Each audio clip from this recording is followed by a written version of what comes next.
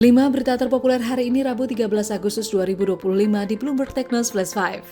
Pertama, DCII ARB berjilid, Toto Sugiri kehilangan 19 triliun rupiah dalam sekejap.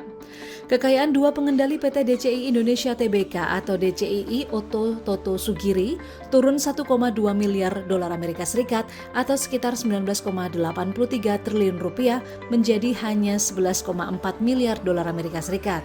Sementara kekayaan Marina Budiman turun 921 juta dolar Amerika Serikat atau setara dengan 14,97 triliun rupiah menjadi sekitar 8,41 miliar dolar Amerika Serikat.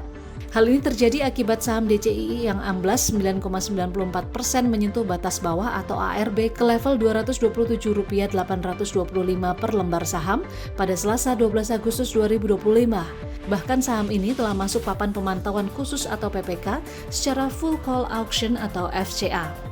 Penurunan ini melanjutkan downtrend DCII selama 3 hari perdagangan di PPK FCA sejak Rabu 6 Agustus 2025. Kemudian sejak perdagangan Jumat 7 Agustus 2025, saham DCII jatuh ARB. Alhasil secara akumulasi DCII melorot 34,34% atau sebesar Rp199.175 per lembar saham. Sebelum masuk PPK FCA, saham DCII telah mendapat suspensi BEI 9 hari perdagangan sejak 24 Juli 2024. Sebagai pengendali DCII, Toto memiliki saham 29,90% atau sekitar 712,78 juta saham hingga 31 Juli 2025. Kemudian Marina memegang 22,51% saham DCII. Sementara seorang pengendali saham lainnya, yakni Han Arming Hannafia, memegang saham 14,11%. Kedua, penjelasan WAMI soal salah transfer royalti Ari Lasso sebesar Rp760.000. Wahana Musik Indonesia atau WAMI mengaku terjadi kesalahan teknis terkait pengiriman royalti musisi Ari Lasso.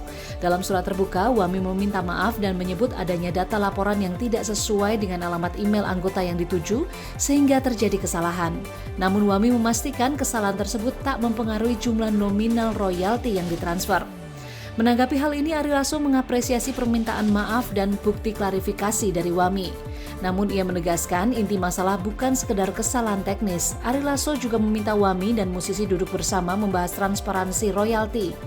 Ia menyindir perhitungan pembagian royalti perlu dijelaskan karena dari puluhan juta yang diharapkan, ia hanya menerima Rp760.000 saja. Sebelumnya pada Selasa 12 Agustus 2025, Ari Lasso menyampaikan protes kepada WAMI melalui unggahan Instagram. Dengan bukti transfer WAMI, Ari Lasso merasa terjadi kesalahan fatal pemberian royalti baginya. Sebab nama yang tertera pada bukti transfer tak sesuai dengan namanya, begitupun jumlah yang dikirimkan. Ketiga, usai dijarah, IMIP tegaskan kepercayaan investor nikel terjaga.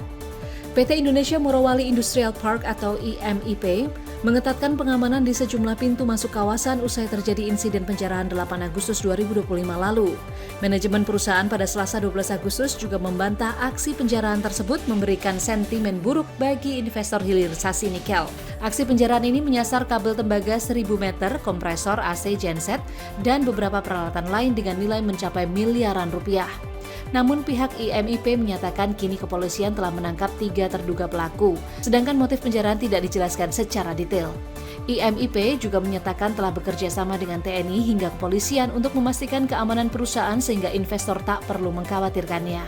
Kawasan industri Morowali berada di atas lahan seluas 2.000 hektar dan menjadi pusat aktivitas industri besar dengan 28 perusahaan yang telah beroperasi serta 14 perusahaan dalam tahap konstruksi. IMIP dimiliki raksasa logam Cina, Tsingshan Holding Group Corporation, dan penambang lokal Bintang 8 Group dengan investasi senilai lebih dari 30 miliar dolar Amerika Serikat. Berita keempat, gegara biodiesel B40 industri tambang sulit garansi alat berat. Indonesia Mining Association atau IMA mengungkapkan mandatori penggunaan biodiesel B40 di industri pertambangan tidak hanya menambah beban ongkos operasional, tetapi juga membuat garansi terhadap kendaraan alat berat di sektor itu hangus. Penambahan beban akibat penggunaan B40 juga disebut bisa bervariasi tergantung jauh dekat pertambangan dengan wilayah produksi biodiesel. Hal ini disampaikan Direktur Eksekutif IMA Hendra Sinandia Selasa 12 Agustus 2025. Secara terpisah, Direktur Eksekutif Asosiasi Pertambangan Batu Batubara Indonesia atau ABI Gita Mahyarani menerangkan mandatori B40 membuat biaya bahan bakar setiap perusahaan mengalami kenaikan yang beragam, yakni sekitar Rp2.000 hingga Rp3.000 per liter. Dengan kenaikan seperti ini, Asosiasi Penambang juga meminta pemerintah mengkaji ulang pelaksana B40 secara menyeluruh dan meminta masukan pelaku usaha.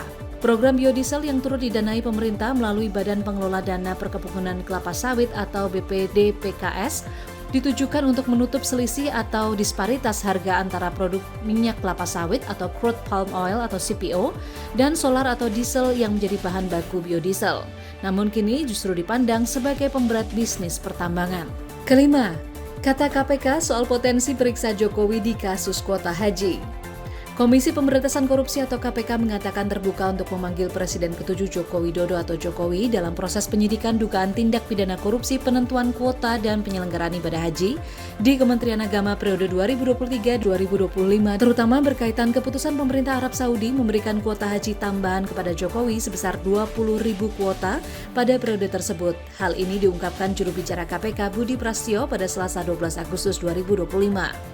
KPK menerima informasi pemberian tambahan 20.000 kuota terjadi karena Jokowi berkomunikasi langsung dengan Kerajaan Arab Saudi.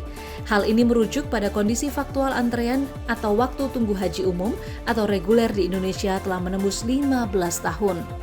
Namun berdasarkan penyelidikan, Kementerian Agama tak memberikan kuota tambahan tersebut untuk memangkas antrean haji reguler, tetapi justru membagi 2 kuota masing-masing sebesar 10.000 kuota untuk haji reguler dan haji khusus. Keputusan pemberian 10.000 kuota untuk haji khusus ditengarai memberikan keuntungan sejumlah pihak. KPK mencurigai adanya keuntungan yang diperoleh pejabat Kementerian Agama, orang perorangan, hingga perusahaan travel haji. Terkait hal ini, KPK telah meminta pencegahan 3 nama ke luar negeri termasuk Menteri Agama 2020-2024 Yakut Khalil Qomas. Itu dia 5 berita terpopuler pilihan Bloomberg Tech News hari ini. Ikuti terus update selanjutnya di www.bloombergtechnews.com.